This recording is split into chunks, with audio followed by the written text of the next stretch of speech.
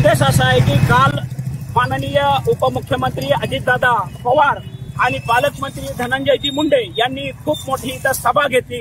लाखो करोडो रुपये जनतेचे या सभेच्या नावावरती उधळले गेले आणि बीडकरांना काय दिलं तर ह्या खडी आणि मुरुम। याच प्रकारे पाठीमागे ज्यावेळेस इथे देखील एक सरकार आपल्या असं मोठा एक आंदोलन त्यांनी सभा ठेवली होती आणि त्यावेळेस देखील बीडकरांना विचारलं होतं की बीडकरांना मुख्यमंत्र्यांनी व उपमुख्यमंत्र्यांनी काय दिलं तर केळं, म्हणून आम्ही असं आंदोलन केलं होतं। आणि आजही आम्ही जर बीडकरांना विचारत आहोत की काल पवार साहेबांनी एवढा मोठा खर्च केला अजित पवार साहेबांनी आणि या जनतेला भुराळ करण्याचं काम केलं, तर कालही बीडमध्ये रस्ते खराब असताना या रस्त्यावरती त्यांना हेलिकॉप्टरने येऊन देखील अगर रस्त्यावर चालताना आदळे होऊ नये म्हणून बीडकरांच्या नशिबामध्ये ही खडी आणि मुरुम देण्याचं काम केलंय। म्हणून येणाऱ्या काळामध्ये या सरकारचं करायचं काय, खाली मुंडकं वर पाय। बीडकरांना या अजित पवार साहेबांनी काय दिलं तर खडी आणि मुरुम, हे असा बीडकरांचा सवाल आहे।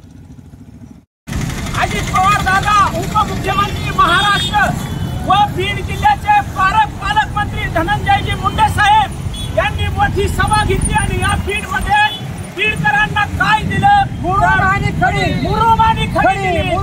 बीडकरांचा सवाल आहे की बीडकरांना या सत्ताधाऱ्यांनी फक्त मुरुम आणि खडीवरती ओवाळणी करायचं ठरवलंय का काय, म्हणून आज आम आदमी पार्टी बीडकरांसमोर प्रश्न ठेवते की येणाऱ्या काळामध्ये या सत्ताधाऱ्यांचं करायचं काय।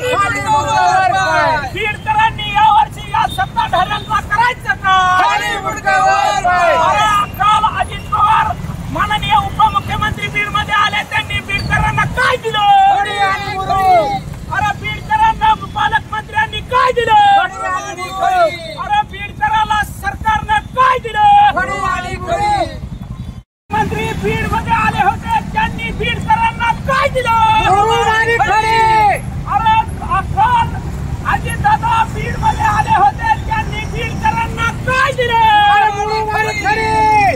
अरे या सरकारनं बीडकरांना काय दिलं, अरे या बीडकरांना मुख्यमंत्र्यांनी काय दिलं, तुमचे रस्ते